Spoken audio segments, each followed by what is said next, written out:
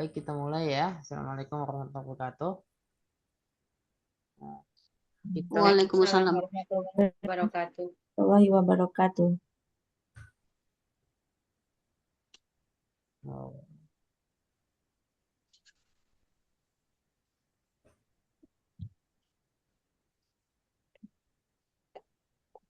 kita masuk di pertemuan yang ke 11, 12, 11 atau 12, 12 sama UTS ya. Oke. Apa 11 tuh. Terus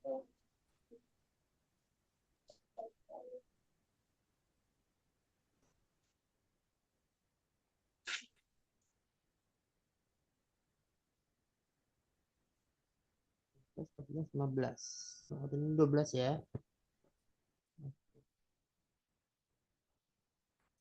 Eh, Teknologi dalam studi Al-Quran dan tafsir.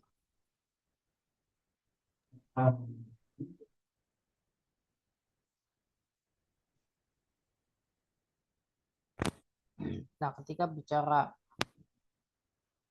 ilmu Al-Quran dan tafsir ya, sudah jelas apa ya terkait definisi Al-Quran ya. Kemudian karakteristik ya Al-Quran sebagai kitab suci. Salah satu keistimewaan Al-Quran adalah dia tetap ya dalam bahasa. Tidak ada perubahan bahasa dalam apa istilahnya dalam pelaksanaan ritual ya seperti membaca ayat-ayat Al-Quran ya reciting kita recite membacanya melantunkan ya Al-Quran itu dalam satu bahasa yang sama. Kemudian jelas bahwa ada kemutawatiran. Kemutawatiran ini atau sifat mutawatir itu menjadi salah satu salah satu alat validasi ya, alat validasi, alat validasi dari sebuah riwayat terkait teks ya, terkait ajaran suatu agama, terkait juga historisitas seseorang ataupun sesuatu. Ya, sama seperti kenapa percaya ada saya di muka bumi ini, ya itu kan kemutawatiran. Ada banyak orang yang bersaksi bahwa saya ini ada real manusia yang secara historis ada. Begitu pula para nabi dan rasul. Nah, kalau ketika melihat teks, melihat riwayat-riwayat kan para nabi dan rasul memang ada sejumlah yang masih belum dibuktikan secara antropologis, secara arkeologis, maaf, secara arkeologis maupun secara historis ya. Belum dibuktikan bahwa ada individunya ya. Itu kemudian tidak mengubah makna dan kesucian Al-Quran. Kenapa? Karena Al-Quran itu memang bukan ditujukan sebagai kitab sejarah. Ya. Kalau harus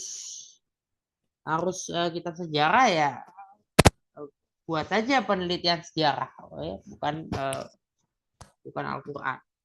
Sementara Al-Quran ini diturunkan menjadi wahyu, menjadi kalam Allah ya. Terkait apakah Al-Quran itu makhluk atau bukan itu sesuatu yang tidak fundamental sebetulnya.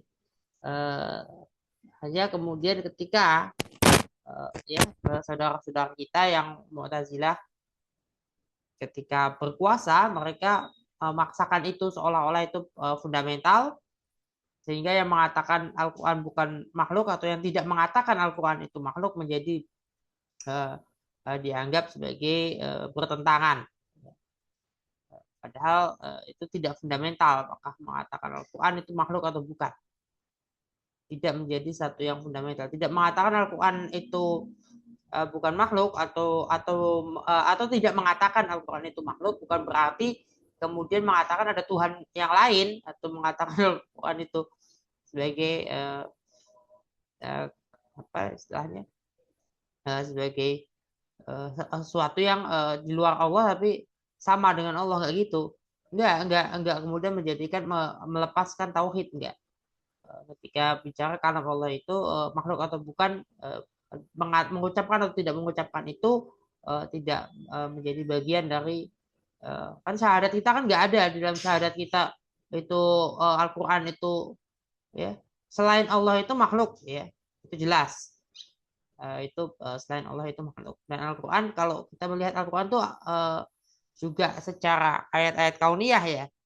Nah, kita lihat ayat-ayat Allah itu kan tidak semuanya dalam arti kitab suci Al-Qur'an, tapi alam semesta ini juga adalah Al-Qur'an. Kemudian tubuh kita juga adalah Al-Qur'an dan seterusnya, itu bagian dari kosmologi Al-Qur'an, juga merupakan salah satu, ya, yang tidak terlalu fundamental, tapi menjadi sebagian dari pemaknaan. Nah, ketika kita bicara studi Al-Qur'an, secara bahasa memang studi Al-Qur'an ya ulumul Qur'an, ya ulumul Qur'an atau ilmu-ilmu Al-Qur'an. Ulumul Qur'an atau studi Al-Qur'an itu membahas berkaitan dengan Al-Qur'an itu keseluruhan, turunnya, sanadnya, pengumpulannya, penulisannya, bacaannya, tafsirnya, ya, kemu'jizatannya dan sebagainya. Tidak hanya klasik, ya, ilmu yang berkenaan dengan riwayat, tapi juga mencakup pendekatan-pendekatan hermeneutika, sosiologi, sejarah keris. Nah, kalau bicara yang kontemporer, masuk ke dalam studi kontemporernya yang lebih modern, ini melibatkan ilmu-ilmu di luar wahyu. Dalam ruang lingkup studi Al-Qur'an, ya, objek materialnya yang mana? Objek materialnya Al-Quran, kemudian ada objek formalnya, aspek historisnya, linguistik, struktural, fungsional. Jadi bukan sekedar belajar membaca Al-Quran, belajar sholat, belajar agama itu bukan cuma belajar untuk mengikuti atau melaksanakan, ya, mengamalkan ibadah-ibadah, ritual-ritual agama tersebut. Ya, belajar agama itu adalah juga belajar untuk mengenali cabang-cabang, ya, studi Al-Quran. Di mata kuliah lain sudah mulai dipelajari, ya, satu demi satu, ya. Kemudian epistemologi studi Al-Quran. Dalam konteks studi Al-Quran itu, ya, ada 3 pertanyaan inti. Sumber, dari mana kita tahu? Metode, bagaimana cara mengolah sumber tersebut menjadi ilmu, dan validitasnya. Jadi sumber epistemologis, ya, wahyu, akal, pengalaman spiritual, dan tradisi ilmiah. Ini yang ya, warisan dari tafsir klasik. Pendekatannya 3 ini, ya, tetap, ya, dalam segitiga epistemologi Islam, epistemologi studi ada sejumlah, ya, ada yang analitis, tematik, kemudian komparatif dan seterusnya. Kualitas dan kritik dalam studi Al-Quran itu suatu pengetahuan valid ketika apa? Ya, tidak bertentangan dengan teks, ya, yang pasti, kemudian didukung oleh sanad logis relevan dengan kaidah bahasa.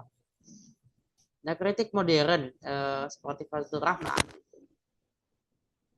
melihat misalnya pengetahuan tentang Al-Quran di era modern tidak boleh terjebak pada literalisme, ya,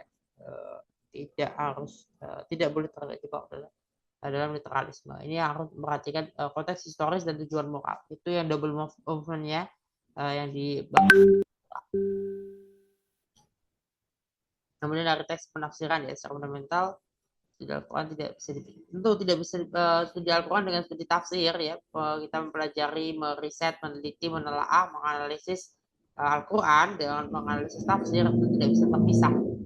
Ya, studi Al-Quran itu menelaah teks dari luarnya, bisa secara sejarah, kodifikasi, kemudian tafsir supaya menjelaskan makna. Epistemologi tafsir itu studi kritis landasan metode dan prosedur, ya, yang digunakan. Ya pertanyaan dasarnya seperti apa? Mana otoritas penafsiran itu, bagaimana seorang mufasir itu boleh menggunakan akal eh, atau tidak ya. Kemudian validitas tafsir. Pada masa Nabi, pada masa Rasulullah jelas berbeda ya. Nabi sendiri satu-satunya mufasir pertama. Kemudian tafsir pada masa sahabat itu berbasis pada riwayat dari Nabi sendiri. Ya, pemahaman kontekstual atau nusul dan seterusnya. Pada masa tabi'in juga mulai ada pendapat-pendapat baru ya. Kemudian ada masa kodifikasi yang lebih terbelakang ya, lebih terkini, lebih terkini ya, lebih terkini, lebih mutakhir, ya, gitu, secara lebih sistematis, terus yang memasuki era modern, tekstual, era modern, modern kontemporer. Nah, nah ini kenapa Qur'aniyah itu ya punya kelemahan, karena kita ya pada saat ditanya kan sudah ada yang nanya ya pada saat kemarin ya sebelumnya ya eh, ketika ketika menolak hadis itu taunya sunnah dari mana ketika karena tidak semua Quran ya itu ingkar sunnah, ada yang ingkar sunnah, benar-benar ingkar sunnah ya keseluruhan, tapi ada yang hanya menolak hadis bukan sunnah. Jadi sunnah itu ada, tapi kitab-kitab hadis itu dianggap sebagai semacam atau lebih lebih banyak politisnya lah kira-kira. Jadi terhadap kitab-kitab hadis itu sudah curiga dulu sebelum sebelum menerima, curiga dulu aja. Jadi asumsi dasarnya adalah ya asas praduganya adalah ada asas praduga ini tidak valid, baru kemudian dibuktikan valid. Nah, kenapa agama itu punya validitas ya, dan bisa dibuktikan dan disebut valid, sama seperti ilmu pengetahuan. Ilmu pengetahuan dan agama itu valid karena memang bisa dibuktikan salah atau bisa dibuktikan tidak valid. Kalau kalau tidak bisa dibuktikan salah ya, contohnya bumi ini datar atau bundar, ya bumi yang mengelilingi matahari atau matahari yang mengelilingi bumi, itu kan sesuatu yang bisa dibuktikan salah satunya benar, salah satunya salah, yang satu benar, yang satu salah. Ketika bisa dibuktikan seperti itu, ada metode, ada cara untuk memvalidasinya. Maka itulah pengetahuan. Jadi agama dan pengetahuan itu sejalan ya, dan bahkan terintegrasi. Tapi kalau misalnya ramalan zodiak misalnya, rasanya benar ya, benar aja terus, nggak bisa dibuktikan salah. Ya, seperti misalnya, tahun ini rezekinya lagi seret, ya perasaan mah seret aja terus. Atau tahun ini eh, karir lagi sedang cerah-cerahnya, ya cerah-cerah aja terus. Itu kan sebetulnya lebih kepada self apa self fulfilling ya, self fulfilling prophecy ya. Ada kita yang meramal sendiri sebetulnya, kita yang merasa, kita yang punya sugesti, kemudian terjadilah apa yang tersugesti. Ya. Itu ramalan zodiak tuh kayak gitu. Ramalan-ramalan zodiak, ramalan-ramalan Shio itu kayak gitu sebetulnya. Misalnya kayak kalau Gemini cocoknya sama yang zodiak apa, misalnya itu Shio Macan sama Shio apa gitu kan. Itu kan kemudian istilahnya kemudian ya itu tidak bisa dibuktikan benar salah. Nggak bisa karena sebetulnya itu self fulfilling. Kalau kamu percaya kamu akan mengalami, kamu nggak percaya atau kamu punya keyakinan berbeda, keyakinan itu yang terjadi. Udah. Tapi tidak dengan agama. Tidak dengan dengan teks ya. Cara kita membaca teks benar atau salah kan bisa dibuktikan. Oh, cara bacanya salah.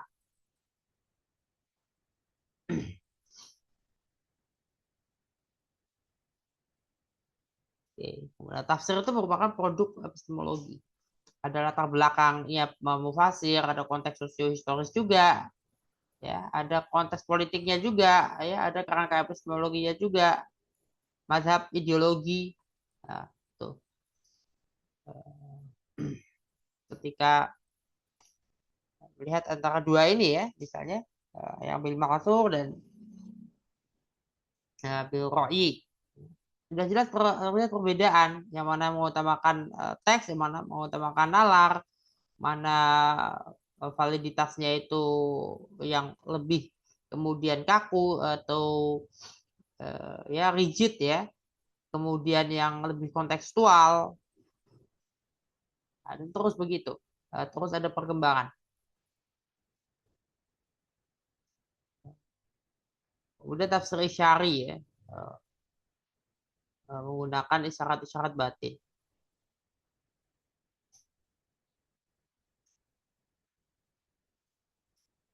Nah, makna batin dikatakan tidak bertentangan dengan makna zahir ayat. Kosmologi tafsir modern itu ada. Nah, nanti kita masuk dalam corak tafsir itu nanti di semester 6 ya kalau nggak salah ya. Ada corak-corak tafsir. Corak-corak tafsir itu membahas corak tafsir nanti teman-teman bisa melihat seperti apa saja ya. Kemudian kritik epistemologis misalnya dari Fahmi Salim ya, mengkritik studi Al-Quran kaum liberal. Ya. Dia mengkritisi penerapan hermeneutika barat ya, karena memasukkan sekularisasi epistemologi. Kemudian relativisme makna yang dianggap berlebihan, mengabaikan otoritas tradisi. Kemudian diperlukan epistemologi integratif ya, sebagai satu solusi atas kritiknya Fahmi Salim di sini. Ini kira-kira ya Al-Quran, kemudian ada mufasir, ada konteks ya. Epistemologinya yang apa yang dipakai, kemudian baru produknya adalah tafsir itu. Jadi itu implikasinya ya, bahwa setiap produk tafsir itu dipahami dalam konteks epistemologi yang melatarinya ya. Diperlukan literasi epistemologis bagi para pengkaji, para sarjana pada bidang studi Al-Quran dan tafsir. Dengan tafsir itu ya harus menjawab persoalan zaman, persoalan hari ini. Coba berapa banyak teks yang bicara tentang perang, misalnya perintah berperang. Kemudian ayat Al-Quran yang menyebutkan ya, tentang kelompok-kelompok yang Allah tidak suka. Jadi tentang Fir'aun, Qarun, dan Haman. Tapi ada yang menyebut bahwa kisah Fir'aun, kisah Qarun, dan kisah Haman itu adalah semata-mata bukan historis total, bahkan sama sekali tidak historis atau non historical. Itu ada sampai ke situ. Dan itu tidak kemudian menjadi salah, tidak kemudian menjadi salah. Karena apa? Karena kita nggak ketemu sama Nabi Musa. Kita tidak ketemu dengan Nabi Musa. Apakah Nabi Musa itu mengalami, dalam artian itu adalah satu peristiwa-peristiwa Musa berhadapan dengan orang-orang yang disebutkan secara langsung face to face, ataukah Musa itu justru menceritakan, mengisahkan kepada yang disebut Bani Israel. Jadi itu cerita yang diceritakan. Nah, itu tidak diketahui sampai dengan hari ini. Kalau sempat ini ya Rameses II katanya, tapi kemudian dibuktikan bukan Rameses II yang merupakan Firaun pada zaman Nabi Musa. Tapi kira-kira memang ada satu atau bisa juga lebih dalam kajian-kajian arkeologi Al-Quran ya, sudah berkali-kali ya diupayakan ada kajian-kajian arkeologi di Mesir kuno misalnya, di Syam, kemudian di Irak ya, diupayakan itu. Yang mana kira-kira titik-titik tempat-tempat di mana para nabi dan rasul itu pernah ada. Dan masing-masing para arkeolog punya punya ideologinya masing-masing. Mereka membawa ideologi, mereka membawa mazhabnya mereka membawa paradigma mereka. Mau mengatakan yang seperti apa? Ada yang sampai pada kesimpulan yang total. Nah ini empirisis berarti kan orangnya empirisis, materialis. Mengatakan secara total nggak ada itu orang yang namanya Musa dalam sejarah. Nggak ada itu namanya Ibrahim, namanya apa Yusuf, namanya Yakub, namanya siapa nggak ada sama sekali. Nah, padahal bukan bukan begitu cara membacanya. Itu materialis berarti karena mencarinya hanya pada bukti-bukti material. Dengan belum ditemukan bukti langsung mengambil kesimpulan ketiadaan. Padahal kalau prinsipnya filsafat, terutama filsafat Islam, kalau nggak ada itu ya nggak ada juga konsepnya. Kalau nggak ada, di dalam imajinasi kita juga nggak ada. Kalau ada, minimal dalam imajinasi kita ada, itu sudah ada. Kenapa? Ketika Allah menciptakan alam semesta, sudah ada alam semesta dalam imajinasi. Sudah ada bentuknya alam semesta itu seperti apa dan akan seperti apa. Kalau kita mau bikin kue, kita sudah membayangkan kuenya mau kayak apa yang mau kita buat. Kita mau buat meja, sudah kebayang mejanya mau seperti apa. Mau buat rumah, sudah terbayang rumah seperti apa yang mau kita buat. Ada bayangan-bayangan itu, apa imajinasi namanya. Ya, sesuatu yang sudah ada dalam pikiran sehingga ya, kalau gitu Pegasus ya, unicorn ada ya, setidak-tidaknya bukan dalam bentuk materi. Kalau materialis ya, ketika belum ditemukan itu langsung dalam mengambil kesimpulan yang itu guru SMP saya itu sampai coba dikentutin dia kalau dikentutin bisa ini nggak bisa apa namanya eh, bisa nggak dia membuktikan kalau ada kentut gitu kan kentut nggak kelihatan tapi kentut juga terindrai ya kentut juga terindrai atau disundut misalnya Tahu, disundut Pak. ah kentut kan Kalau masih ini bau kan ya masih ada baunya buktinya kentut ada ya ada tetap ada cuman gini buktinya ada pikiran coba dia bisa nggak dari membuktikan buku, buku buktinya ada karya tulis pikiran nah kalau buktinya ada pikiran dari buku dari karya tulis berarti kalau nggak ada karyanya nggak mikir ternyata kan yang salah satunya, Pak. ya kan artinya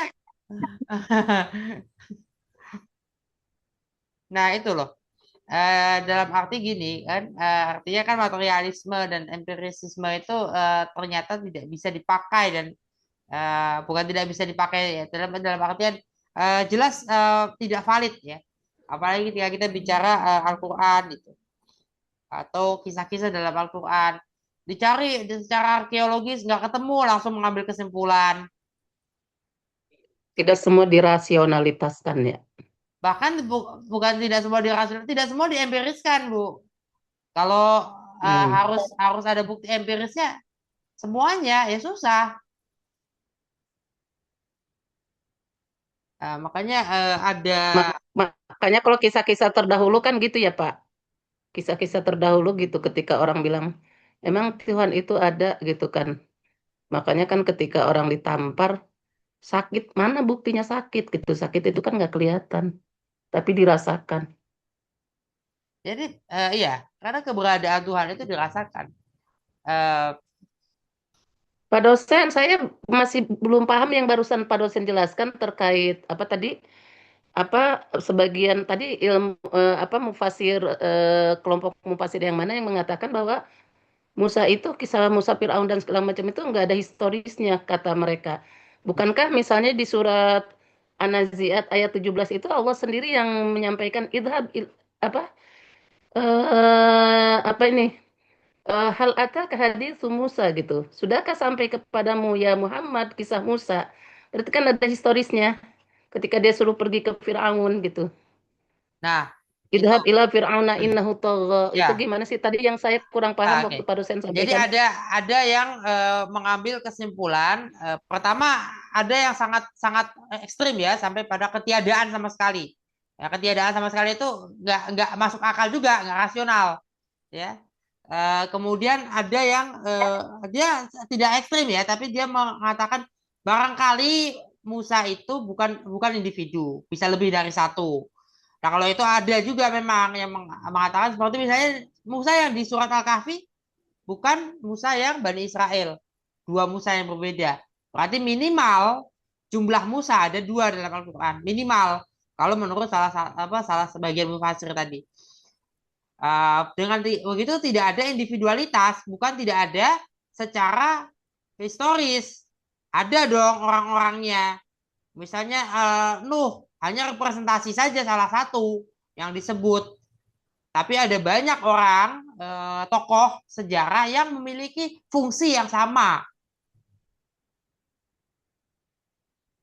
dan Karena kan seterusnya. kisah Musa ini ya Pak dosen kalau di Al-Quran itu kisah yang paling viral dan fenomenal. Paling Karena banyak dari loh, mulai surat paling banyak, Al-Baqarah sampai dari paling juz banyak. pertama sampai juz terakhir itu pasti ada kisah Musa gitu. Begitu banyaknya kisah Nabi Musa, Bani Israel itu begitu banyaknya disebut. Mm-mm. Hati-hati, ada loh yang sampai murtad ya, sampai keluar dari Islam karena dia menyimpulkan bahwa oh, ternyata Al-Quran itu hanya untuk Bani Israel. Oh, Sampai keluar dari Islam. Dan itu benar loh, dia kenapa memang kesimpulannya sampai seperti itu Pak dosen? Banyaknya kenapa? kisah Musa, Bu. Kenapa kesimpulannya? Karena dia itu berarti orang yang tekstualis dong, skripturalis juga namanya, ya. Itu jelas itu skripturalis. Ketika perintah untuk kan ada perintah untuk memerangi kekafiran itu ada dalam Al-Quran. Mm-mm. Perintah memerangi Karena itu dia membaca tekstual kali langsung disimpulkan kali ya Pak dosen tanpa kita mempelajari nah, ilmunya kali ya, tafsirnya. ya itu makanya perlunya belajar tafsir, perlunya belajar ilmu-ilmu Al-Quran. Belajar agama itu ya kayak gitu, bukan kita belajar caranya sholat. Caranya sholat ya itu orang tua bisa ngajarin kok. Ya, bahkan Adi Hidayat kan pernah mengatakan soal Al-Fatihah hanya minimal Al-Fatihah itu orang tuanya yang mengajarkan supaya pahalanya jangan ke orang lain. Iya. Itu yang belakangan makin saya khawatirkan kalau eh, apa namanya sebagian ya ilmu hidup ya ilmu hidup eh, anak itu didapat dari individu lain bukan dari orang tua saya misalnya nanti pahalanya ke mereka dong. Ini saya juga juga agak khawatir tapi barangkali itu wajar ya. Eh, dan perlu diperhatikan. Kita kan mau doakan orang tua ya, mudah-mudahan tetap mendapatkan pahala walaupun tidak kan mereka juga ngajari juga dibayar ya. Itu kemudian gini eh, tadi ya ada sejumlah orang memang membuat penafsiran menyampaikan sampai pada kesimpulan-kesimpulan yang berbeda dari apa yang biasanya kita dengar terutama dari masih kecil ya ketika kita masih kecil itu cerita-cerita para nabi dan rasul itu memang ditujukan untuk anak kecil yang dipakai bahasa yang dipakai waktu kita kecil bahasa yang dipakai di perguruan tinggi berbeda bahkan sudah khusus kalau program studinya apa itu yang ya apa namanya eh, beda-beda ininya bahasanya. Nah, dalam studi Al-Qur'an dalam studi Al-Qur'an dan tafsir kita mempelajari sejumlah ya tafsir ya. Sejumlah corak. Misalnya terkait penafsiran surat Al-Fil ya. Kalau tafsir yang falsafi itu surat Al-Fil itu benar-benar total nggak ada gajah beneran. Itu nggak ada gajah beneran, burung apa namanya, melemparkan batu-batuan, itu nggak ada itu. Benar-benar spesiesnya ada gitu. Nggak ada menurut menurut tafsir falsafi. Nggak ada dalam tafsir falsafi, nggak ada. Dalam tafsir falsafi juga, nah ini tafsir falsafi juga sebetulnya secara historis juga masih masih punya kelemahan. Seperti bagaimana menjawab pertanyaan tentang Nabi Sulaiman. Pak dosen Teknologi, barusan bagaimana bahwa bahwa gimana? bahwa apa Tafsir gajah itu di falsafi, peristiwa ya, Abraha itu nggak ada gajahnya. bukan gajah beneran. Tapi nggak maksudnya. Oh, Berarti tapi kalau bukan gajah baca binatang. sirohnya kan memang ada pasukan gajah, Pak dosen. Ya, iya. Siroh juga, Dalam ya, sirohnya ada pasukan gajah yang ya, tapi hendak dalam menghancurkan dalam Ka'bah tafsir kan. falsafi itu, bukan gajah dalam arti gajah. Nah, dalam siroh, siroh itu lebih belakangan ya kalau nggak salah ya. Siroh itu lebih belakangan. Kita perlu melihat juga, tapi bukan berarti kemudian menafikan ya. Jangan jangan kemudian menafikan gitu loh. Oh kan lebih belakangan terus dibuang gitu. Nggak gitu caranya. Eh, Hmm. Siroh itu lebih belakangan. Kalau kita bicara pada produk-produk yang lebih awal, bukan kemudian menafikan itu. Ini kan berarti tadi saya bilang ada kelemahan sebetulnya ya dalam tafsir falsafi. Tetap maka itu, kenapa tafsir ini masuknya pengetahuan? Bisa dibilang pengetahuan, kan pengetahuan ya. Bisa dibuktikan validitasnya, bisa dibuktikan salah atau benarnya. Benar atau salah bisa dibuktikan. Itu makanya kita, agama itu bukan sesuatu yang irasional, agama itu rasional. Agama itu logis karena bisa dibuktikan, validitasnya bisa dibuktikan. Tapi validitas bisa dibuktikan itu tidak kemudian mencari secara empirisis. Karena kita mencari secara empiris nih, sekarang mencari Firaun yang zaman Nabi Musa saja sudah berubah loh. Waktu kita sekolah sampai mungkin belakangan nih 2020-an nih sudah ada lagi yang teori lain. Bukan Ramses II ternyata siapa? Sudah berubah loh. Itu kan 2000-an awal dalam 20 tahun. Kalau 25 tahun lah dari saya masuk SMA kan 2001. Kalau dihitungnya dari saya masuk SMP, udah mau 30 tahun, 28 tahun ya. Saya masuk SMP kan 98. Jadi saya ujian Eptanas itu pas pergantian presiden tuh.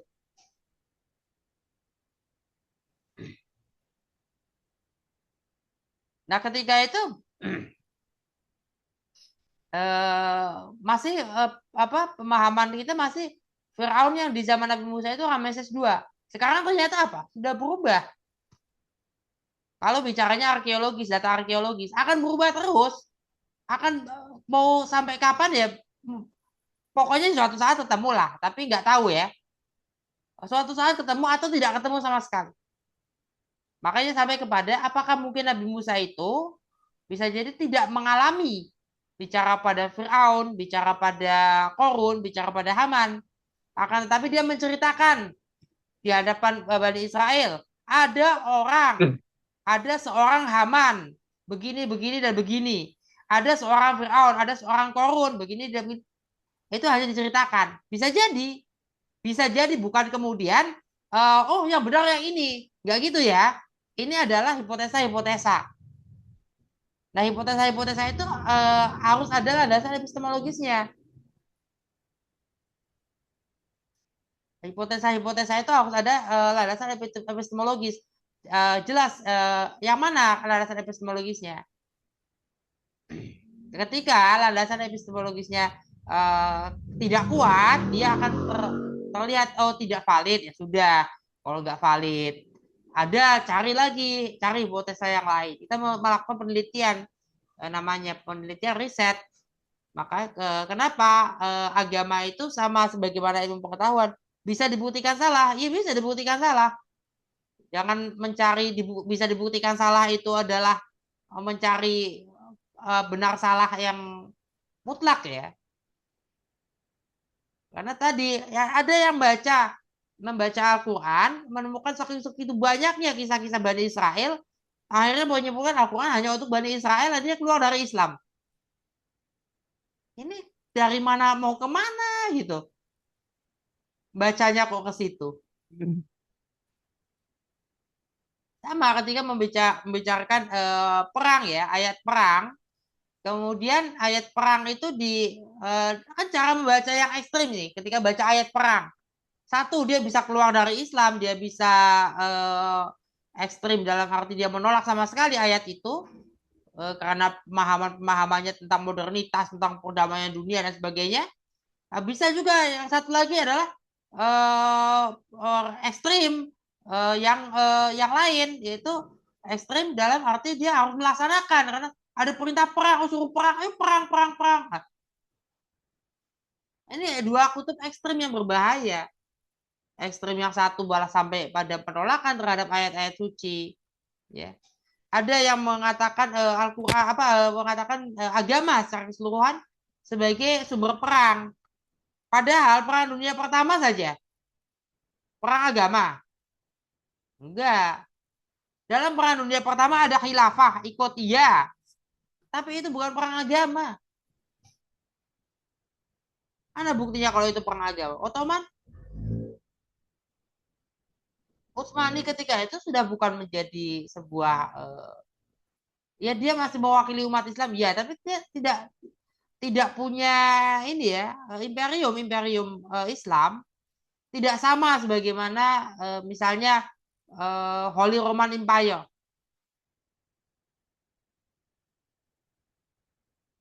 yang Pak, dipimpin oleh Paus. Ya silakan. Pak. Oh ya. Menurut Bapak nih, pemerintahan Indonesia itu sekarang ideal nggak Pak? Ini kok ke situ? Dengan segala kebijakan dan mungkin ya kita semua tahu ya para netizen yang budiman itu juga kita itu banyak tidak setuju gitu ya dengan program pemerintah gitu. Dan bahkan mungkin banyak yang gemes gitu ya dan kita pengen punya negara itu ya yang dengan pemerintahan yang ideal dengan program-program yang bagus untuk kesejahteraan masyarakat rakyatnya gitu ya. Padahal di Indonesia sendiri itu kan tidak kekurangan ya Pak yang namanya orang-orang cerdas, orang-orang yang paham agama, ya yang di Islam, yang di agama lain juga seperti itu kan. Tapi kenapa ya belum bisa untuk mengubah semua itu dan menurut Bapak nih langkah-langkah konkret agar kita nggak carut-marut dan semakin carut-marut tuh gimana ya? Karena akhirnya kita jadi nyesek sendiri apalagi kemarin terakhir sampai sekarang juga kan masih banyak tuh ditonton film apa Pesta Babi itu ya Pak. Udah nonton belum Pak? Belum. Nah, ya kalau udah nonton tuh tambah sedih gitu ya, tambah sedih, tambah miris. Ada sekelompok warga yang itu di bawah NKRI tapi ternyata tidak dilindungin seperti itu. Padahal kita nggak kekurangan orang pintar, nggak kekurangan orang baik gitu ya. Gimana tuh Pak? Nah, kita ketika bicara itu ya proyek strategis nasional di Papua dan memang dalam kalau bicara soal pembangunan ya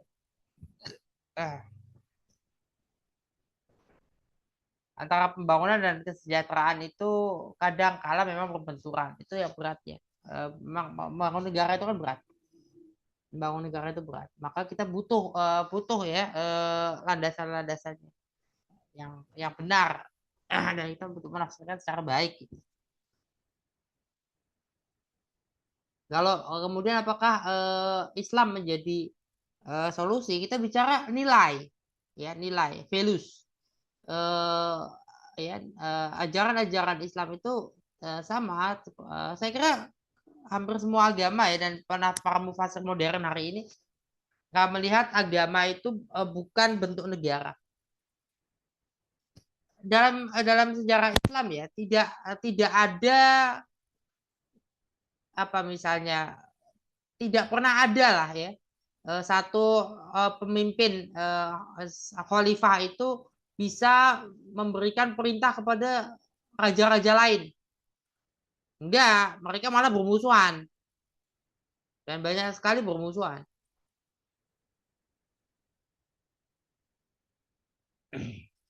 Kemudian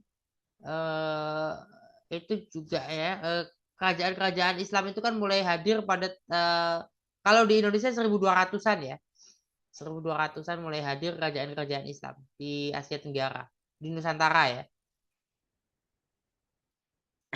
Kerajaan-kerajaan Islam itu hadir sebagian adalah bagian dari Majapahit. Ya, Brunei itu bagian dari Majapahit. Brunei sendiri kalau dalam versinya sejarah Brunei, mereka itu masuk dan keluar dari Majapahit itu masuk ke dan keluar dari Majapahit ya, dari Imperium Majapahit itu secara baik-baik. Jadi mereka punya ini apa namanya punya prinsip sendiri lah di dalam Majapahit, cara pandang mereka terhadap Imperium Majapahit. Nah, kita punya cara pandang kita Imperium Majapahit seperti apa. Nah, kira-kira ya orang yang punya visi Majapahit Sriwijaya sebagai suatu visi nasionalisme itu sama kayak orang mengatakan Khilafah Utsmaniyah itu sebagai khilafah pemimpin umat Islam seluruhnya di seluruh dunia. Karena dua-duanya memang tidak pernah memimpin suatu kaum yang besar dan diterima sebagai secara keseluruhan. Enggak gitu kok sama sekali kok. Apalagi negara imperium tidak bisa enggak apple to apple. Negara imperium bukan negara bangsa. Negara imperium pertama gini, negara imperium itu kayak anak kecil yang milih-milih makanan. Seperti anak kecil milih-milih makanan. Coba aja. Wilayah yang tidak begitu subur, wilayah yang tidak begitu strategis, ditinggal. Nggak akan diambil, nggak akan dicaplok, nggak akan dikuasai. Maka yang tertinggal tetap tertinggal, yang maju tetap maju. Perhatikan gini. Kalau menurut Bapak, gimana ini enaknya? Ya tadi ya, negara bangsa kan beda sama negara imperium ya. Kita apa? Kalau enaknya gimana ya? Tugas sarjana adalah salah satunya adalah untuk terus ya apa namanya memberikan sumbangsi ya. Sumbangsi itu kan kita sebagai warga negara juga sumbangsi loh. Kita bayar pajak, kita bayar iuran listrik, kita bayar apa? Sebagian ada yang bayar iuran air juga kan kalau akhirnya PDAM. Itu maksud saya, Pak. Ya. Kita kan sebagai warga negara ya orang-orang biasa ini seperti kita itu kan udah baik banget ya, maksudnya manut sama negara gitu. Tapi ketika melihat kondisinya pemerintah kok kayak gitu, akhirnya tuh kayak nggak adil ke rakyat ya. Terus apalagi apa ya, banyak program yang menurut saya tuh akhirnya membenturkan rakyat dengan rakyat kayak gitu loh. Itu kan jadi nyesek sendiri. Ada sebagian golongan rakyat yang ya katakanlah misalkan program MBG gitu ya. Bagi sebagian orang yang mendapatkan manfaat dari itu kan rakyat juga ya. Ya mereka senang tentu ya. Ya sebenarnya saya sendiri pun ya mendukung gitu ya Pak. Tapi asal mungkin dengan kajian yang lebih dalam lagi untuk siapa sebenarnya peruntukannya itu, kemudian dana-dana itu pengalokasiannya seperti apa agar tidak apa namanya merugikan sektor-sektor lain seperti pendidikan itu sendiri misalkan kan sekarang fenomenanya para guru kan merasa tidak adil kan Pak, apalagi kemarin ada satu cuplikan yang presiden kita kan ngomong nanti gaji-gaji guru kita akan ditingkatkan sampai 300% gitu kan. Nah ternyata habis itu selang berapa detik, oh maaf buat hakim ya bukan buat guru gitu. Itu kan jadi kayak loh ini ya maksudnya kita sudah menjadi warga negara yang baik, tapi kita tidak punya pemimpin yang ya begitu loh Pak. akhirnya kan nyesek ya. Padahal kalau misalkan kita lihat gini Pak, 1998 itu kan bisa terjadi apa ya, demonstrasi besar-besaran hingga kemudian tuh adanya reformasi gitu. Itu bisa nggak kalau di sekarang itu terjadi seperti itu? Ya mungkin kesannya kayak Para sarjana yang memperhatikan ini ya, yang memang fokus di sini eh, mengatakan tidak tidak kansnya masih masih kecil untuk bicara perubahan itu di seperti 98. Kalau seperti 98 itu kan begini ya maksudnya. Berhenti apa berhenti presiden di tengah tengah periode ya. Kemudian reformasi dalam artinya ada amandemen, ada banyak hal. Tapi kalau kita lihat nama apa namanya tren yang terjadi di global kan arahnya bukan ke situ. Sebelumnya perlu diingat, sebelumnya di wilayah utara ya, wilayah negara-negara maju ya, bahkan di Jepang, Jepang sekarang banyak juga ya konservatisme dan apa namanya puritan ini ya, etnis ya, etnosentris ya, nasionalisme kulit putih di Eropa, mereka disebut teroris loh. Jangan salah, mereka itu disebut teroris kalangan supremasi kulit putih itu ya white supremacist ya. Itu disebutnya teroris. Yang tidak mengakui mereka itu teroris cuma Amerika Serikat. Kalau Australia mengakui, New Zealand mengakui, negara Uni Eropa semua mengakui, Rusia juga begitu, Jepang, nah Jepang kan ini ya, tapi Jepang ini punya punya punya apa? Tren yang agak berbeda. Kemudian ya meningkatnya ya konservatisme dan ini di kalangan bangsa-bangsa lain ya, populisme ya, populisme agama, populisme etnis dan sebagainya. Manusia di warga negara dan ya warga negara lah, warga negara atau penduduk dunia lah bahkan dibentur-benturkan satu sama lain. Amerika Serikat itu juga sedang krisis ya kondisinya saat sekarang ini. Mereka sedang krisis. Iran juga agak kira-kira kurang lebih sama ya. Iran itu mengalami juga apa namanya gejolak juga mereka. Karena apa? Karena terkait dengan apa namanya perubahan. Ini kan sama ya. Kita juga mengalami itu terhadap Pancasila ya. Di Iran juga begitu kan terkait dengan nilai-nilai wilayatul faqih itu. Demokrasi, teodemokrasinya Iran seperti apa? Itu sedang gejolak di situ. Sama di Indonesia juga gejolak itu terkait Pancasila sebetulnya. Pemaknaan terhadap Pancasila kemudian akhirnya masuk dalam level praksis itu. Karena justru caranya misalnya Jokowi, kalau SBY kan nggak gitu ya, caranya nggak gitu. Yang mulai itu kan mulai dari Jokowi. Yang bikin saya tidak mau milih nomor 3 itu karena itu.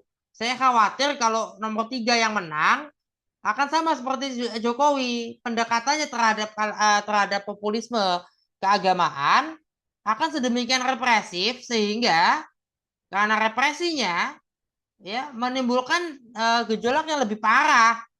Bisa terjadi pemberontakan, bisa ada DITI baru, bisa ada PRRI. Itu yang saya takutkan. Ternyata ya tidak ke situ arahnya.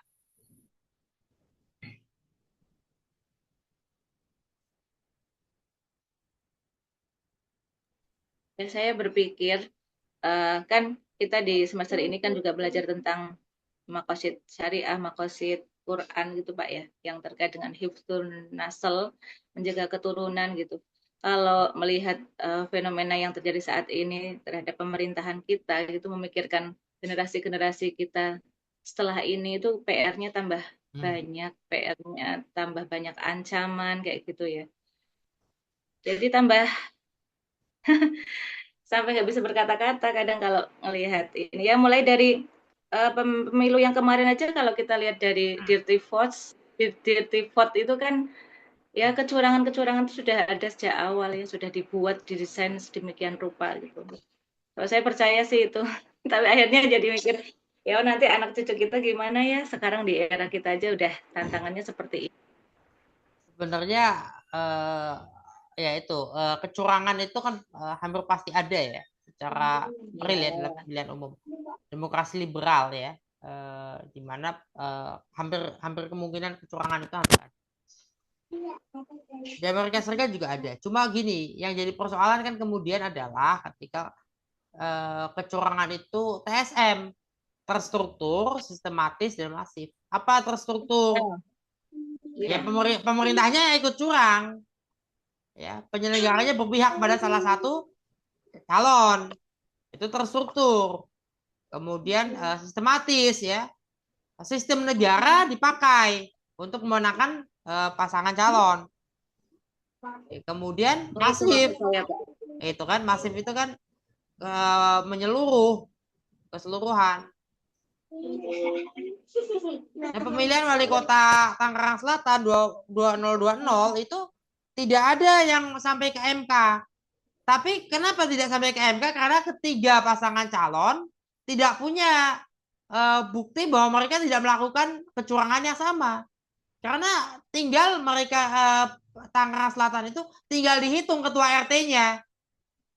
Ketua RT yang ke nomor 1 siapa, berapa orang. Ketua RT yang ke nomor 2 berapa orang. Ketua RT yang ke nomor 3 dihitung aja. Oh, lebih banyak RT ke nomor yang menjadi pemenang. Udah. Kenapa? Karena semua warganya siapa yang dipilih RT dia yang apa bedanya sama noken yang di Papua itu?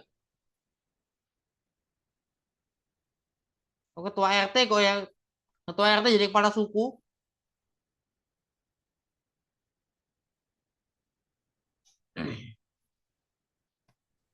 Dosen bersatu Pak, bikin demo Pak. Nah, Seluruh Indonesia. ini juga sedang ada di MK ya, sedang ada Ini ya. gerakannya ntar kayak 98 dong. Kayak 98 Enggak. dong kalau seluruh Kenapa? Indonesia Kenapa? ntar. Kalau 98 tuh mahasiswa. Ya. Sekarang dosen. Tapi kan banyakan mahasiswa daripada dosen. Emang kudu mahasiswanya bergerak juga mulai dari dosen. Enggak, bukan. Kalau dosen tuh nggak bisa. Sudah banyak kepentingan. Sulit diminta bergerak. Harus Ditaruh mahasiswa yang nggak ada beban. Iya, lagi juga jumlah dosen kan lebih sedikit daripada mahasiswa. Sebenarnya gini ya, dulu 98 itu gini loh. 98 itu kan sejumlah tokoh itu adalah orang-orang yang memang sudah punya kapasitas ya untuk memberikan perubahan ya, membawa perubahan, arah perubahan. Nah, sayangnya ya, reformasi itu gerakan reformasi 98 itu dengan segera pecah. Ketika Soeharto sudah turun tapi Habibie naik. Termasuk kritik Gus Dur terhadap IJMI kan, kritik Gus Dur terhadap IJMI itu banyak yang membacanya terkait terutama salah satu teman saya yang pertanyaannya kalimat tanyanya itu kalimat tanya yang dipakai itu adalah pernyataan adalah masa kok IJMI kok Habibie, di mana Habibie bukan seorang ulama gitu loh, bukan seorang kiai lah gitu. Yang menurut dia mungkin sebaiknya ya kiai yang kalau memang itu cendekiawan keislaman. Dan maka itu kemudian penolakan terhadap Habibie terjadi karena terhadap kritik Gus Dur terhadap IJMI saja kita bacanya banyak kepala, banyak ragam bacaan yang berbeda-beda. Saya bacanya kemana, yang lain bacanya lain-lain, masing-masing. Ya Habibie kan seorang cendekiawan Pak ya, kenapa diprotes? Memangnya ilmu itu harus ilmu agama. Itu akibat sekularisme Pak. Jadi ilmu itu kirain ilmu tentang sholat wudhu aja. Ilmu membuat pesawat itu kan ilmu Islam juga. Nah, ini sebetulnya kan kalau misalnya ya, tapi memang itu ya, memang pada saat reformasi itu kesalahannya adalah ada yang harusnya jangan diajak, diikutkan dalam proses reformasi. Ada yang harusnya ditendang, malah ada yang harusnya diajak, malah ditendang. Kan sejumlah orang yang ditendang langsung ketika reformasi kan adalah orang-orang yang sebetulnya pro reformasi, tapi ditendang, disingkirkan. Siapa yang nendang ya, Pak? Hah? Tapi pada akhirnya orang-orang Porkot kan menguasai forum Siapa ini? DPR juga. Apa intelektualnya? Yang pertama masuk ke MPR tuh aku loh. Masih boleh itu sampai ini. Bu Ami Sebelum masuknya mahasiswa. yang pagi, siang apa malam? Enggak, Pak. Jadi gini, itu kan sehari sebelumnya sebelum Bu Ami kan mahasiswa. anak UI ya? Iya, jadi hari itu aku masuk sebagai tim medis bisa masuk. Jadi awal-awal tuh malamnya itu kan masih apa cuma ketua BEM aja tuh yang di sana menginap. Paginya, nah itu aku sama teman-teman cuma berenam apa ya, itu masuk sebagai tim medis. Habis itu foto-foto tuh di gedung MPR. Waktu itu masih boleh. Nah, begitu mahasiswa banyak masuk udah nggak boleh lagi. Rusak yuk. Ya, karena pada pada akhirnya sempat sampai sebegitunya ya, akhirnya rusak juga.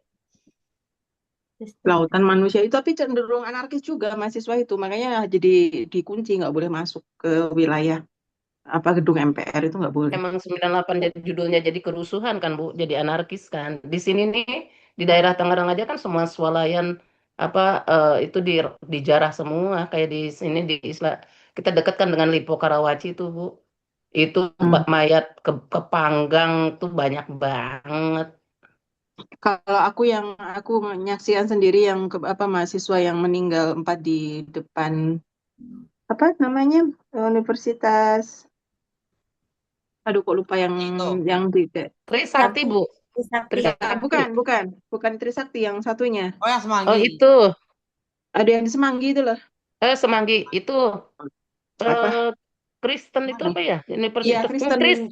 Universitas Kristen Indonesia UKI UKI. Bukan Uki, Bu, di Semanggi kok. Tambah Di jauh ya Semanggi. UKI mah. Heeh. Ini Aku lupa namanya. Bukan. UKDW atau Pombo nggak Oh, ngerti. Ya, pokoknya di Jayabaya. situ ya. Bukan, iya bukan. Jayabaya ya kayaknya ya. Bukan itu namanya. Aku lupa. Tapi yang jelas gini, aku mau Paham. cerita. Hari itu sebetulnya kan mau masuk ke mana? Ke gedung MPR, mahasiswa tuh. Nah, itu tuh kan di barikade sama ABRI apa TNI gitu kan. Nah, terus mereka negosiasi. Jadi tuh apa ada tank-tank banyak banget lah di situ mau masuk tapi nggak boleh. Jadi mereka terhenti di situ. Negosiasinya belum selesai. Karena aku dengar waktu negosiasi itu ada. Tahu-tahu tanknya tuh maju, gitu aja. Maju terus ya udah ngeluarin gas air mata dan tembakan segala macam gitu loh. Akhirnya berlarian lah, masuklah ke ini ke mana ke apa namanya ke universitas itu aku yang lupa namanya itu. Nah, di saat itu aku kan telepon kan belum handphone ya. Jadi temanku yang masuk ke aku di luar karena aku pikir kalau aku malah ke belakangnya Abri malah ngambil foto-foto tuh.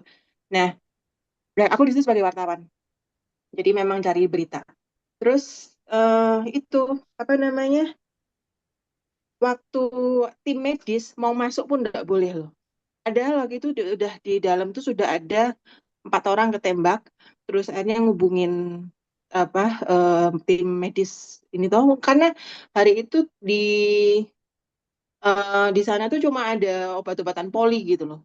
Nggak ada satu infus pun nggak ada. Itu ketembak di jantung. Terus akhirnya ngubungin itu malah yang dari ambulan itu dipukulin juga tuh sama TNI-nya gitu. Akhirnya baru bisa masuk setelah mencari apa ngubungin Bu Ainun, istrinya Pak Habibie, baru boleh masuk tim medisnya. Tapi udah terlambat, udah pada meninggal. Itu loh maksudku di situ tuh kayaknya apa ya? Hmm, memang ada aktor politik di belakang gitu loh. kok kan nggak, mereka kan prajurit aja, nggak mungkin lah mereka ini mungkin sudah dapat tahu dah ini aja gitu. Jadi negosiasinya itu belum selesai gitu. Ya kira-kira nggak jauh beda dengan itu kan, yang apa, Lebih rawan. yang kemarin di bulan Agustus itu kan, ya jauh beda kan. Iya, jadi ya seperti itulah. Nah, apa negara kita tuh katanya dari rakyat untuk rakyat. Kayaknya enggak deh, dari rakyat untuk Sejatinya penguasa. sejatinya kalau kalau demo kemudian ada rusuh itu di mana-mana terjadi, Bu. Singapura itu jangan dikira, Singapura itu memang kenapa kelihatannya nggak ada demo, karena mereka memang sama kayak Dubai, Uni Emirat Arab ya. Emirat itu kan kira-kira negara bagian yang ada di situ, Emirat-Emirat yang ada di situ, sama kayak Singapura juga modelnya. Mereka membuat rakyat itu jadi males untuk demo, males untuk demo itu males mereka. Bukan nggak, pertama memang ada lah, salurannya ada, memang betul ada saluran, tapi kemudian mereka jadi malas itu kan karena sejumlah kesulitan dan apa konsekuensi. Kalau mereka demonstrasi ada konsekuensinya, yang konsekuensi itu buat mereka, ya sayang dong, mending saya buat kerja. Kalau mereka kan dengan 9% aja Pak, pajak 9% aja dia sudah mendapatkan fasilitas yang ini dari segi semua-semuanya. Nah, kita 11% itu pun Tapi masih plus plus plus plus. demonstrasi di wilayah Skandinavia itu, Bu Ami, demonstrasi yang di wilayah Skandinavia, di misalnya di apa, di Belanda, itu mereka demonstrasinya jarang yang bicara soal kesejahteraan rakyat. Ada, bukan nggak ada. Jarang yang bicara soal kesejahteraan rakyat, banyak juga yang bicaranya soal em, apa, negara lain gitu loh, atau menolak perang, nggak mau perang gitu. Jerman kan menolak perang, rakyatnya turun menolak perang itu. Nah, ini kita menolak pemerintahan yang dolim gitu, Pak. Ya kita, itu kan yang ditolak itu. Jadi bukan Nah eh, iya karena melawan pemerintah itu loh, apa pemerintah itu juga nggak tahu deh. Kalau usah demokrasi aja ya kembali ke kerajaan aja. Kayaknya lebih selektif milih orang-orang yang ada di atas. Wah, jangan. Itu kayak kembali ke apa ya? kalau Enggak, kembali Batu. ya. Enggak, soalnya kayak demokrasi pun yang katanya dari rakyat, oleh rakyat untuk rakyat itu kan pada akhirnya sekarang ya kekayaan di Indonesia itu kan dimiliki hanya oleh beberapa keluarga gitu ya. Yang di atasnya juga nanti ada penguasa lagi, penguasa dunia lagi. Itu boleh nggak sih diperangi gitu? Hukumnya apa memerangi penguasa dunia yang zalim? zolim banget sebetulnya. Mereka tuh udah kayak oh ya masih kayak gitu ya kayak nggak punya hati gitu loh. Kayak sekian triliun tapi masih aja ngerangsek dengan Betul. apa bergandengan dengan Itu ini. kembali Astagfirullah. itu Ya kan bahkan ke orang yang nggak punya apa-apa. bisa ini ya, bisa bisa apa, kita bahas yang sesuai dengan tema hari ini ya, malam ini. Ini sesuai, Pak. Tuh, Pak, tadi Bapak ke mana-mana tadi kok, makanya saya berani nimbrung. Ini kan epistemologi, Pak. Nah, ini epistemologi ini apa namanya? Demokrasi. Ada Ya, tadi saya ya ngomongnya ini, bagaimanapun negara kan harus pakai ilmu pengetahuan ya untuk ini ya, untuk masuk ke dalam apa namanya, untuk bisa membuat kebijakan. Semuanya itu pakai pakai sains, ada sainsnya. Jadi nggak ada yang istilahnya nggak ada sainsnya, nggak ada knowledge-nya. Semua pakai sains, semua pakai pakai knowledge. Apakah berarti nyono sewu Pak? Apakah berarti para pejabat kita Pak Prabowo misalnya itu memang beliau itu juga sains di bidang pemerintahan itu memang hebat begitu, memang pintar begitu, kok sampai bikin kebijakan yang seperti itu gitu loh. Nah, secara gini, kalau kita melihat dari kemarin ya, saat awal masa periodenya ya, ada ya sejumlah tokoh sarjana dari luar loh, sebagian itu yang diminta memberikan materi-materi ya kan untuk retreat ya para menteri kabinetnya itu dan sebagainya. Kemudian ada upaya-upaya untuk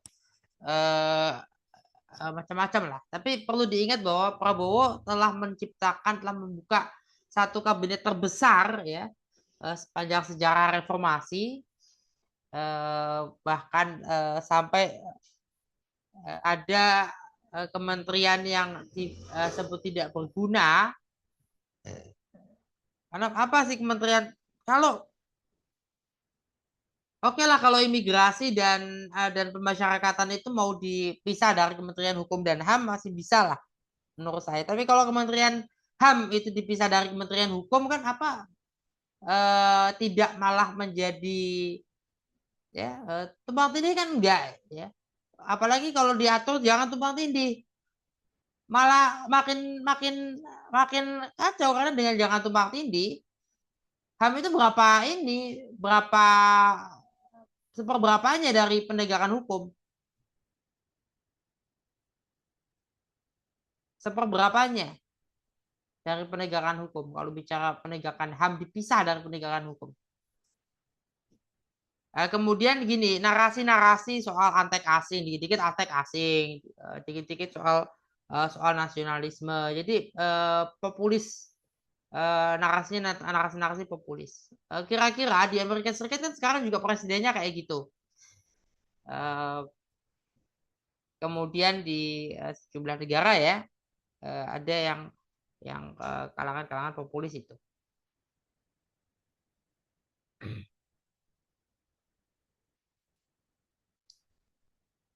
Ya Prabowo kalau kita mendengar kata-katanya Purbaya ya, dia tahu lah katanya.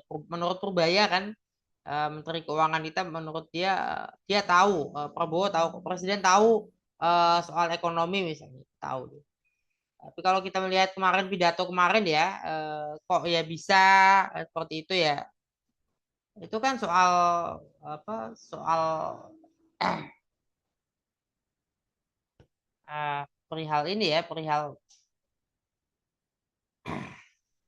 komunikasi juga ya di samping soal kemampuan kapasitas pemerintah. Presiden kan juga sebetulnya tugasnya tidak terlalu berat. Ya. Bukan presiden kok yang kerja, kan menteri-menterinya yang kerja. Presiden kan nggak terlalu banyak kerja kok.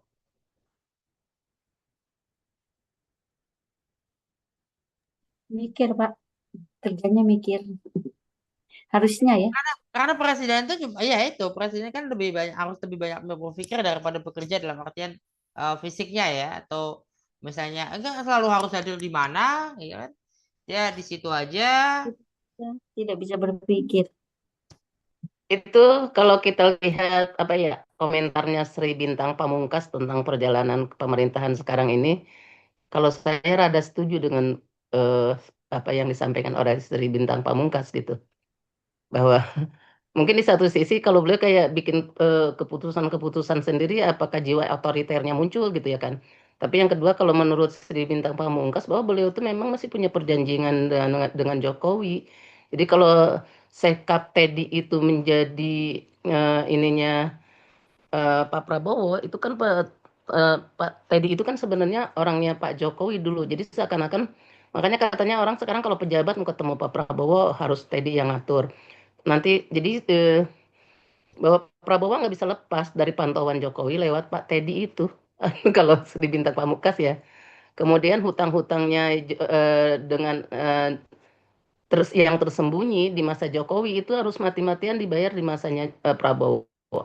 Allah alam ya. Kalau saya menganalisa itu pendapatnya Sri Bintang Pamungkas kayaknya bener deh. Saya sekarang sedang ini juga ya apa belum saya hubungin saudara-saudara saya yang di sana, yang di Sumatera kan lagi mati pada pemadaman listrik ya. Gimana kabar Sumatera itu? Pemadaman ini hampir nggak mungkin kalau misalnya Prabowo nggak tahu, ya presiden tahu lah. Presiden tahu bahwa ada pemadaman satu pulau itu presiden tahu jelas. Masa nggak tahu? Tahu, Pak. Tahu itu. Memang lagi rusak, Pak. Semua ya Pak dosen Sumatera Utara dan Barat ya? Ya, 8 Barat dan provinsi, 8 provinsi. 8 provinsi kan Mm-mm. katanya. 8 provinsi itu berarti ada 2 yang tidak. Oh berarti benar kata Pak dosen satu pulau itu mas satu pulau Sumatera ya? Kan Sumatera kan ada 10 apa lebih sekarang. Kirain saya kemarin mah cuma di Padang aja gitu. Dan ini berita-berita di TV juga nggak terlalu kencang ya beritanya gitu. Paling sekali aja. Jadi kayak kurang perhatian. TV kan udah diatur, Bu. Jadi lihatnya kita di medsos aja. Ya, sekarang nah ini tapi kalau kita melihat ciri khas demokrasi itu apa aja? Nah, ketika masih ada media alternatif ya, masih ada media alternatif, masih ada sumber informasi alternatif, maka masih demokrasi. Masih ada pemilu, ini masih demokrasi. Masih ada NGO, masyarakat sipil masih demokrasi. Apalagi kira-kira ciri-ciri demokrasi di Indonesia ini masih ada. Ciri-ciri negara demokrasi di Indonesia masih ada. Kan yang hilang sebagian kan Singapura. Singapura hilang. Uni Emirat Arab itu malah malah muncul loh sekarang. Ciri-ciri demokrasi sih masih ada, Pak. Yang nggak ada tuh ciri-ciri keadilan.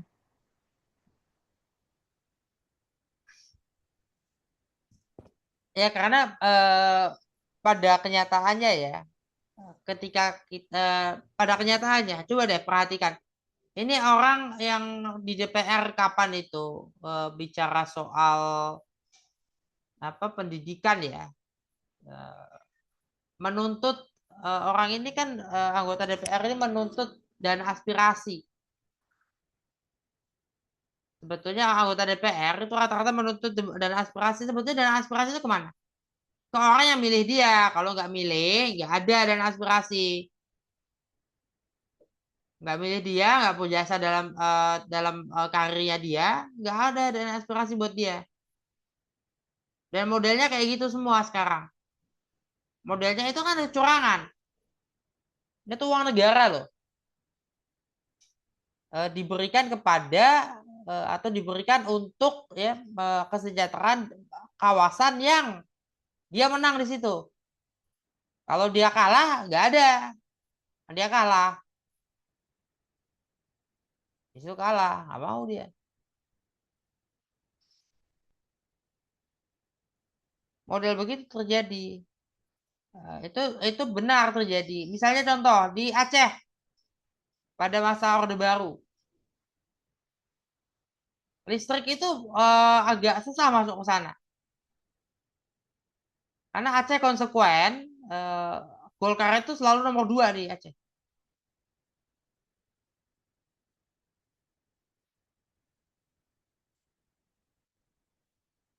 Rakyat Aceh yang terutama yang swasta tidak memilih Golkar. Jumlahnya kan lebih banyak dari pegawai negeri.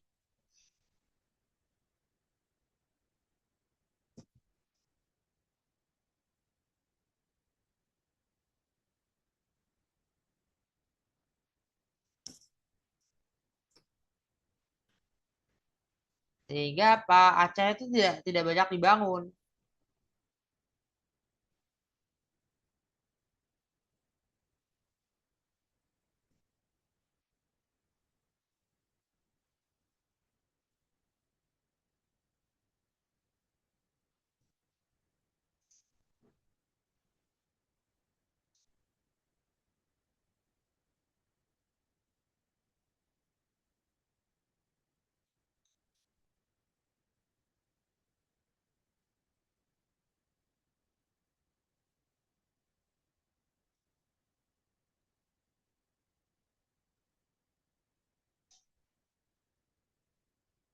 Ini kan salah satu ya yang disebut apakah memang musibah, ada bencana, atau memang disengaja. Karena kalau penyelundupan kan nggak ketahuan jadi. Gimana mau mau apa mengawasi satu pulau? Apalagi itu pulau-pulau yang dekat dengan apa Malaysia, dekat dengan Singapura.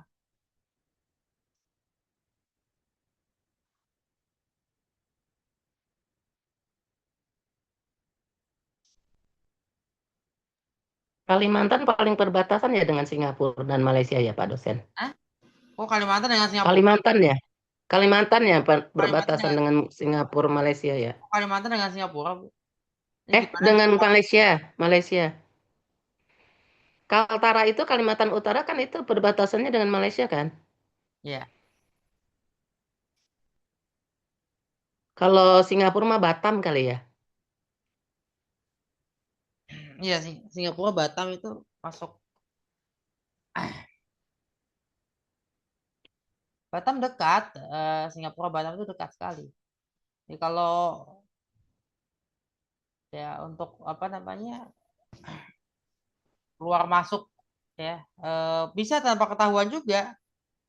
Kalau tahu jalurnya nggak ketahuan itu bolak-balik Singapura.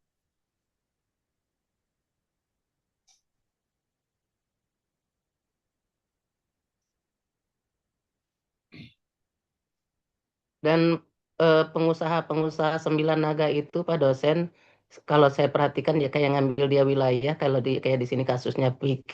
Fik itu kan dia ambil pantai utara Jakarta sampai ke pantai Banten itu nyambung. Bahasanya kalau kita ada penyelundupan senjata atau narkoba lewat laut, siapa yang ngawasin kalau kita melihatnya?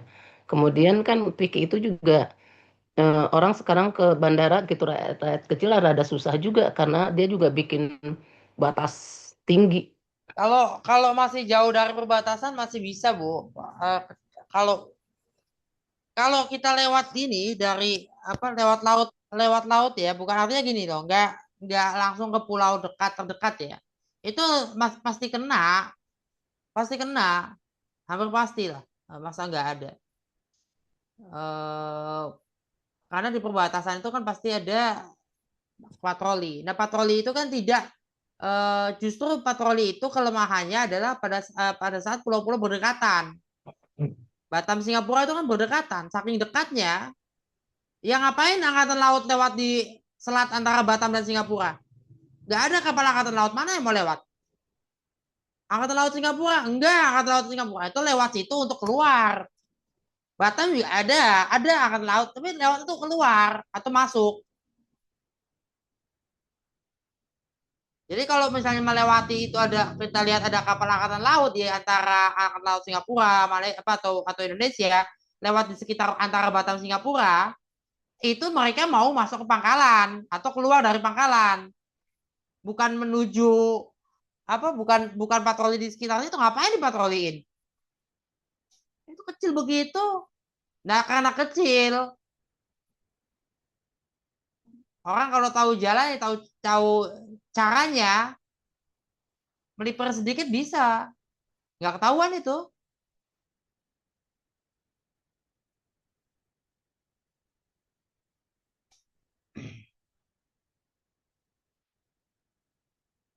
Tapi kalau misalnya kayak dari China dari PRC ya, dari Taiwan ke Jawa itu ya ketahuan lah. Keluar dari Kepulauan Natuna masuk lewat Kalimantan. Kalimantan eh, masuk ke Laut Jawa masa gak ketahuan? Itu wilayahnya udah banyak kapal angkatan laut.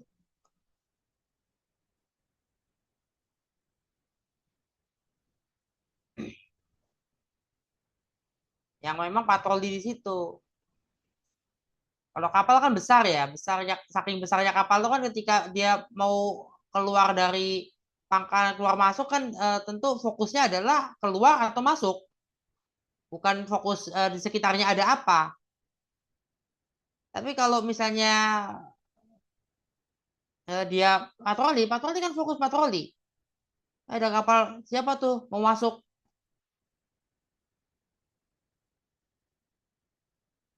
tahuan.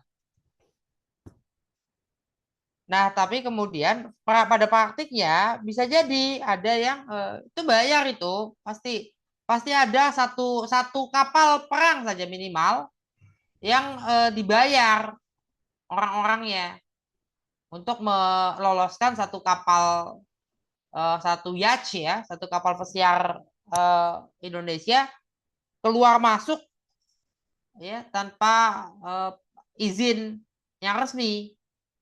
Keluar dia masuk ke perairan Natuna Utara sampai ke China, kemudian kembali lagi, kok nggak ada pemeriksaan total? Pasti bayar, dia bayar satu kapal perang ada yang dia ada yang dia sogok, ya selesai. Tapi lumayan sih, satu kapal berapa orang sih Bu? Nyogoknya nggak main-main juga itu. Nggak bisa kita ngasih segepok 1 juta rupiah, segepok uang Soekarno-Hatta cuma segepok. Nih nggak bakal nerima mereka ya cuma segini. Itu besar itu.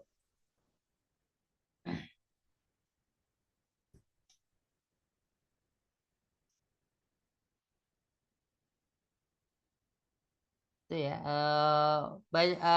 Nah dalam ini ya, itu kan denial juga namanya Bu. Kalau kita bicara sejarah para nabi dan rasul itu ketika nggak menemukan ya bukti-bukti arkeologis lantas langsung pada kesimpulan-kesimpulan yang ya sifatnya menafikan, denial.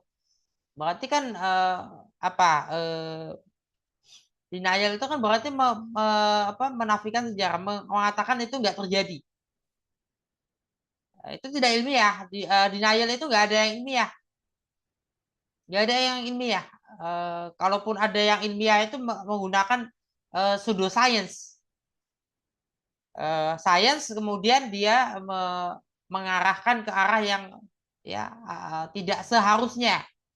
Seperti pseudoscience kan seperti antropologi masuk ke biologi, kemudian membuat yang tadinya seharusnya sama tapi dibuat beda. Misalnya ya, ada ras yang unggul, ya itu kan bagian dari itu kan antropologi fisik pada masa itu.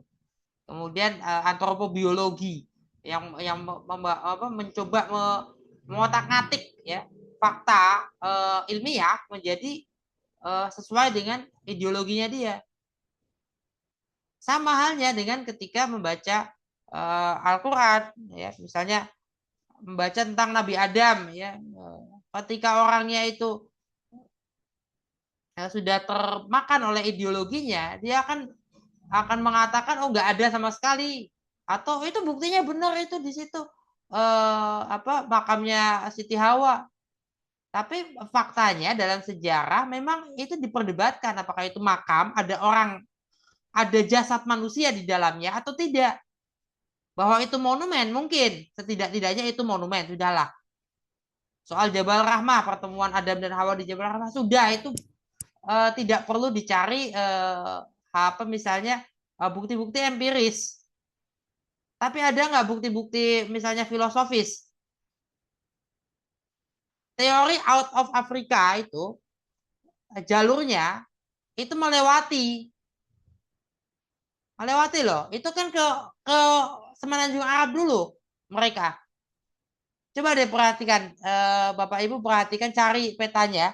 Semua nggak ada yang oh iya lewat Mesir ya, tapi kira-kira jalur laut dua sisi dari Laut Merah itu dilewati manusia yang menuju ke arah utara.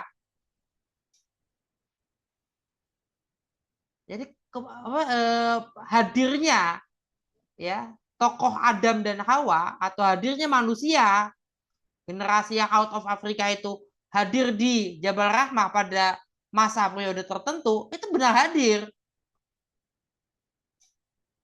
Nah jadi bukan nyarinya itu nyari kerangkanya Adam dan Hawa, bongkar-bongkar kuburan, itu nggak selesai. Nyari hal-hal yang empiris belum tentu hadir, belum tentu ketemu. Tapi boleh nggak boleh, siapa tahu ketemu. Karena kan tadi sudah dibahas juga ketika ya siapa Firaun yang dimaksud di dalam kisah Musa itu nggak ketemu, belum ketemu, bukan Rameses II. Karena apa? Semua Firaun begitu, semua Firaun dimumikan, semua ya. Kalau Firaun itu pasti ada muminya, dari yang paling pertama sampai paling terakhir ada muminya. Proses mumifikasi itu proses mengawetkan jenazah. Nah, tapi kemudian tidak semua mumi Firaun itu, pertama tidak semua sudah ditemukan. Ada banyak yang dikatakan hilang. Ada banyak yang dikatakan belum ketemu makamnya di mana. Bahkan ada yang memang tidak dimumifikasi sebetulnya. Iya kan, ada yang belum ketemu, ada yang ya kan? Kalau Tapi di belum. Quran kan maksudnya yang mumifikasinya yang alami dia di laut, Pak. Iya, Bukan. bukti alami itu, bukti alamiahnya itu di mana, Bu? Kalau Artinya yang kan, di laut kan belum ditemukan. nah, berarti belum ditemukan. Jelas kan di sini? Maka kalau Rameses II kan Pak sudah dosen, ada. hampir mau jam 10. Oh iya. Barangkali mau pada sahur. Iya, ini kita udah mau nyiapin sahur ya. Ya, Iya. selamat sahur, Bu. Mau pada sahur kali. Dan kita tutup dengan alhamdulillah ya. Alhamdulillah. Assalamualaikum warahmatullahi wabarakatuh. Waalaikumsalam.